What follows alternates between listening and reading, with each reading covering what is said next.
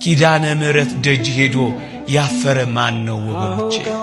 እሷን ለምኗት ድረሽልኝ ብሏት ከልጅሽ ከወዳጅሽ አማልጂኝ ብሏት ምስጢር ያልተፈታለት ቋጠሮ ያልተበጠሰለት የተሰነጠቀው ያልተጠገነለት የተሰበረው ያልታደሰለት የፈረሰው ያልተጠገነለት ማን ነው ወገኖቼ?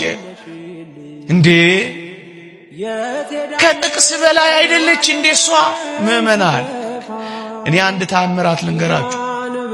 አንድ ሰው ለምስክርነት ቆሞ መጣ። ሚስቴ 4 ጊዜ ሰርጀሪ ተደርጋለች አለ። እጢ ለአራተኛው ሰርጀሪ ሆስፒታል ስንገባ 20 ሺህ ብር አምጣሉኝ አለ። 20 ሺህ ብር መስጠት አያቅተኝም አለ። እኔ ግን ንግግሬ የተወደድሽ ኪዳነ ምሕረት ይቺን ሚስቴን እባክሽ ከዚህ በላይ ሰርጀሪ አትሰራ እባክሽ አንቺ ፍቻት እያልኩ ሆስፒታል ውስጥ እመቤታችንን ማናገር ጀመርኳል።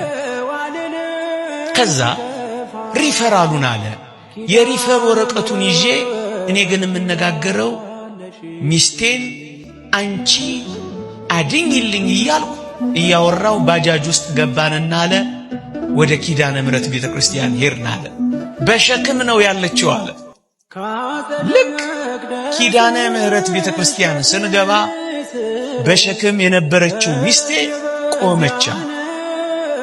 እግዚአብሔር ያሳያችሁ እጅግ ብርቱ የሆነው ምናልባትም ወደ ካንሰር ይቀየር የነበረው ያ እጢ የት እንደገባ አይታወቅም።